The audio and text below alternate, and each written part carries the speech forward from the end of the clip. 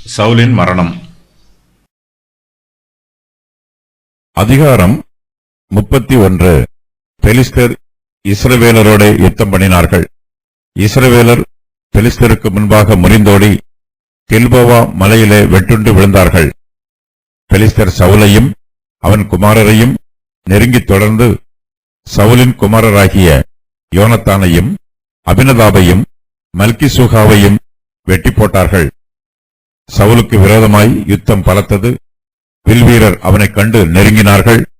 அப்பொழுது சவுல் வில் வீரரால் மிகவும் காயப்பட்டு தன் ஆயுததாரியை நோக்கி, அந்த விருத்த சேதனம் இல்லாதவர்கள் வந்து என்னை குத்தி போட்டு என்னை அவமானப்படுத்தாதபடிக்கு நீ உன் பட்டயத்தை உருவி என்னை குத்தி போடு என்றான். அவனுடைய ஆயுததாரி மிகவும் பயப்பட்டதினால் அப்படி செய்ய மாட்டேன் என்றான். அப்பொழுது சவுல் பட்டயத்தை நட்டு அதன் மேல் விழுந்தான். சவுல் செத்துப்போனதை அவன் ஆயுததாரி கண்டபோது அவனும் தன் பட்டயத்தின் மேல் விழுந்து அவனோட கூட செத்துப்போனான். அப்படியே அன்றைய தினம் சவுலும் அவன் 3 குமாரரும் அவன் ஆயுததாரியும் அவனுடைய எல்லா மனுஷரும் ஒருமிக்க செத்துப் போனார்கள். இஸ்ரவேலர் முறிந்தோடினார்கள் என்றும் சவுலும் அவன் குமாரரும் செத்துப்போனார்கள் என்றும் பள்ளத்தாக்குக்கு இப்பாலும் யோர்தானுக்கு இப்பாலும் இருந்த இஸ்ரவேலர் கண்டபோது அவர்கள் பட்டணங்களை விட்டு ஓடிப்போனார்கள். அப்பொழுது பெலிஸ்தர் வந்து அவைகளிலே குடியிருந்தார்கள். கர்த்தர் சவுலை நியாயம் விசாரிக்கும் நாள் வருகிறது. கர்த்தர் சவுலின் பாவங்களை விசாரித்து சவுலுக்கு தம்முடைய நீதியான தீர்ப்பை சொல்லுகிறார். சவுல் பெலிஸ்தரோடு யுத்தம் பண்ணி அங்கே செத்து போகிறார். தாவீது சொன்ன பிரகாரம் கர்த்தர் சவுலை அடிக்கும் காலம் வந்திருக்கிறது. பின்னும் தாவீது கர்த்தர் அவரை அடித்து அல்லது அவருடைய காலம் வந்து அவர் மரித்து அல்லது அவர் யுத்தத்திற்கு போய் மாண்டால் ஒழிய நான் என் கையை கர்த்தர் அபிஷேகம் பண்ணுவித்தவர் மேல் போடாதபடிக்கு கர்த்தர் என்னை காக்க கடவர் என்று கர்த்தருடைய ஜீவனை கொண்டு சொல்லுகிறேன் என்று சொன்னார். பெலிஸ்தர் இஸ்ரவேலரோட யுத்தம் பண்ணுகிறார்கள். இஸ்ரவேலர் பெலிஸ்தருக்கு முன்பாக முறிந்தோடி கில்போவா மலையில் வெட்டுண்டு விழுகிறார்கள். இஸ்ரவேல் மனுஷர் வெட்டுண்டு விழுவதையும் பெலிஸ்தருக்கு முன்பாக முறிந்து ஓடுவதையும் சவுல் பார்க்கிறார். இஸ்ரவேலரின் சேனையில் ஏராளமானோர் செத்துப்போகிறார்கள். சவுல் அஞ்சனம் பார்க்கிற ஸ்திரியை தேடிப்போன மறுநாளில் இந்த யுத்தம் நடைபெறுகிறது. பெலிஸ்தருக்கு விரோதமாக நடைபெறும் இந்த யுத்தத்திலே சவுலின் 3 குமாரரும் யுத்த களத்திலே இருக்கிறார்கள். பெலிஸ்தர் சவுலையும் அவர் குமாரரையும் நெருங்கி தொடர்ந்து சவுலின் குமாரராகிய யோனத்தானையும் அபினதாபையும் மல்கிசூகாவையும் வெட்டி போடுகிறார்கள். தன்னுடைய 3 குமாரரும் தன்னுடைய கண்களுக்கு முன்பாக செத்து போவதை சவுல் பார்க்கிறார். சவுலின் குமாரர் யுத்த களத்திலே அவருக்கு அருகாமையில் இருந்தார்கள். யோனத்தான் அதிக ஞானம் உள்ளவன். அவன் ஒரு பராக்கிரமசாலி. அவன் நற்குணம் உள்ளவன். சவுல் தாவீதுக்கு சத்ருவாய் இருந்தார். யோனத்தானோ தாவீதுக்கு சிநேகிதனாய் இருந்தான். யோனத்தான் நல்லவனாக இருந்தாலும் இந்த யுத்தத்திலே பெலிஸ்தர் அவனையும் வெட்டி போடுகிறார்கள். யோனத்தான் யுத்த களத்திலே செத்து போகிறான். பெலிஸ்தருக்கு விரோதமாக யுத்தம் நடைபெறும் போது யோனத்தான் அரண்மனையில் ஓய்வெடுக்கவில்லை. தன்னுடைய தகப்பனாருக்கு உதவி செய்வதற்காகவும் அவருக்கு யுத்தத்திலே பாதுகாப்பாய் இருப்பதற்காகவும் யோனத்தான் யுத்த களத்திற்கு வந்திருக்கிறான். ஆனால் பெலிஸ்தரோ சவுலின் குமாரரை நெருங்கி தொடர்ந்து அவர்களை வெட்டி போடுகிறார்கள்.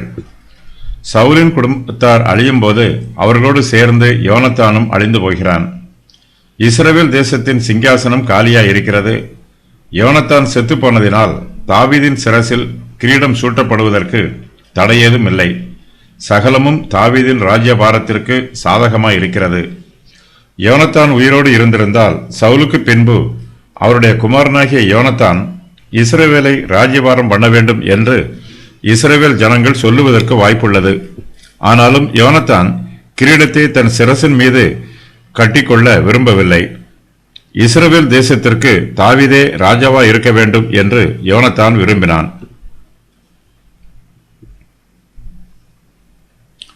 யோனத்தான் தாவீதை விரும்பினாலும் இஸ்ரவேல் ஜனங்கள் யோனத்தானை விரும்புவதற்கு வாய்ப்புள்ளது. சவுலின் வீட்டாரில் ஒருவன் தங்களுக்கு ராஜாவா இருக்க வேண்டும் என்று இஸ்ரவேல் ஜனத்தார் சொல்லுவார்கள். சவுலின் குடும்பத்தில் இஸ்போசேத் என்பவன் மாத்திரம் உயிரோடு தப்பிக்கிறான். இஸ்போசேத் யுத்த களத்திற்கு வரவில்லை. அவன் பெலிஸ்தரின் கைக்கு தப்புகிறான். இஸ்ரவேல் ஜனங்கள் யோனத்தானை விரும்பியதைப் போல இஸ்போசேத்தை விரும்பவில்லை.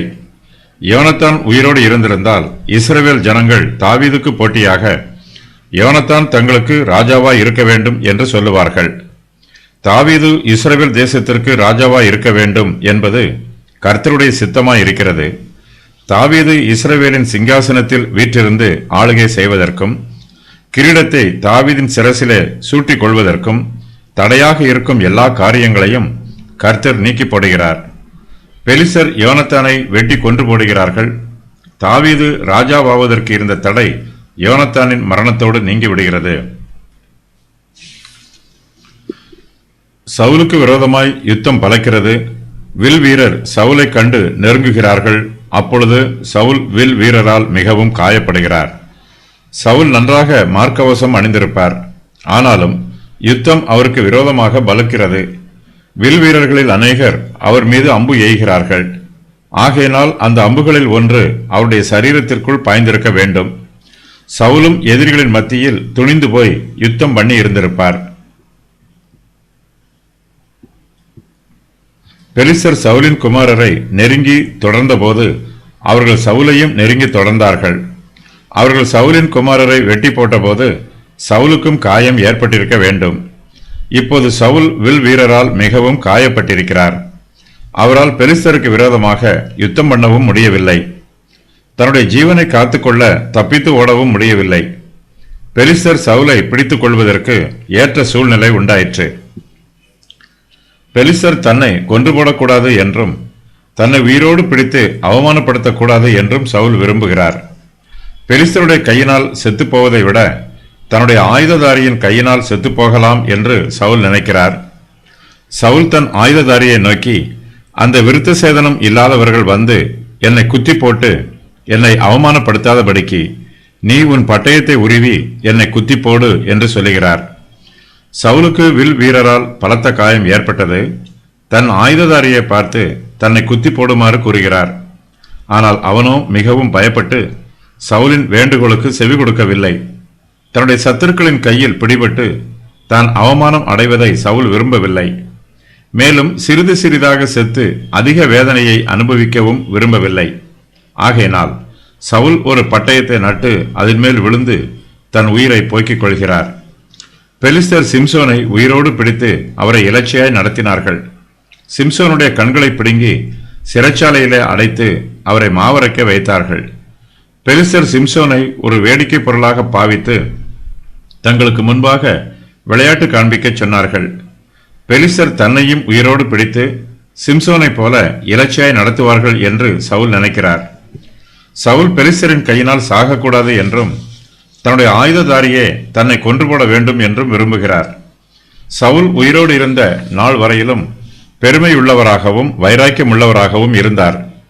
இப்போது அவர் செத்து போகும்போது கூட பெருமையோடும் வைராக்கியத்தோடும் செத்துப்போக விரும்புகிறார். சவுல் தனக்கும் தன்னை சுற்றிலும் இருக்கிற எல்லோருக்கும் பயங்கரமானவர். சவுல் தன் ஆயுததாரியை பார்த்து, நீ உன் பட்டயத்தை உருவி என்னை குத்தி போடு என்று சொல்லுகிறார். சவுலின் ஆயுததாரியோ அவருடைய வார்த்தைகளை கேட்டு மிகவும் பயப்படுகிறான். ராஜாவின் கட்டளைக்கு கீழ்ப்படிய மறுக்கிறான். தன்னுடைய ஆயுததாரி தன்னை கொல்ல மாட்டான் என்பது சவுலுக்கு தெரிந்தவுடன் சவுல் தன்னுடைய பட்டயத்தை நட்டு அதன் மேல் விழுந்து செத்து போகிறார். சவுல் செத்து போனதை அவருடைய ஆயுததாரி கண்டபோது அவனும் தன் பட்டயத்தின் மேல் விழுந்து அவரோட கூட செத்து போகிறான். சவுலின் ஆயுததாரி தோவேக்காக இருக்க வேண்டும் என்று யூதர்களுடைய பாரம்பரிய வரலாறு சொல்லுகிறது. ஆயுததாரி மரித்து போனதற்கு முகாந்திரம் எதுவும் இல்லை. ஆனாலும் அக்காலத்தில் தங்கள் எஜமானோடு மரித்து போவதை வேலையாட்கள் தங்களுடைய மேன்மையாக கருதினார்கள். அப்படியே அன்றைய தினம் சவுலும் அவருடைய 3 குமாரரும் அவருடைய ஆயுததாரியும் அவருடைய எல்லா மனுஷரும் ஒருமிக்க செத்து போகிறார்கள். சவுலின் மெய்காப்பாளர்கள் அனைவரும் செத்து போனார்கள். யுத்தம் ஆரம்பிப்பதற்கு முன்பாகவே சவுலின் மனுஷரில் பலர் தப்பித்து ஓடிப்போய் விட்டார்கள். அப்னேரும் ஓடிப்போய் விட்டான். சவுலும் அவருடைய குமாரரும் செத்து போனார்கள் என்னும் செய்தியை கேட்டு இஸ்ரவேல் ஜனத்தார் எல்லோரும் கலங்குகிறார்கள். இஸ்ரவேல் தேசத்திலே ஜனங்கள் மத்தியிலே குழப்பமும் பயங்கரமும் உண்டாயிற்று. இஸ்ரவேலர் முறிந்து ஓடினார்கள் என்றும் சவுலும் அவருடைய குமாரரும் செத்துப்போனார்கள் என்றும் பள்ளத்தாக்குக்கு இப்பாலும் யோர்தானுக்கு இப்பாலும் இருந்த இஸ்ரவேலர் கண்டபோது அவர்கள் தங்கள் பட்டணங்களை விட்டு ஓடிப்போகிறார்கள். அப்பொழுது பெலிஸ்தர் வந்து அவைகளிலே குடியிருக்கிறார்கள். இஸ்ரவேல் புத்திரர் எத்தனை பட்டணங்களை விட்டு ஓடிப்போனார்கள் என்று தெரியவில்லை. யோர்தானுக்கு மேற்கே யுத்தம் நடைபெறுகிறது. அங்குள்ள பட்டணங்கள் எல்லாம் பெலிஸ்தர் வசமாயிற்று. இதன் பின்பு 12 வருஷங்களாக பெலிஸ்தர் இந்த பட்டணங்களில் குடியிருக்கிறார்கள். தாவீது ராஜாவாக ஆன பின்பு பெலிஸ்தர் பிடித்துக் கொண்ட பட்டணங்களை அவர் அவர்களிடத்திலிருந்து மீட்டுக் கொண்டார். தாவீதின் ஆட்சி காலத்தில் இஸ்ரவேல் ராஜ்யம் முதல் முறையாக வலிமையான தேசமாக ஆயிற்று.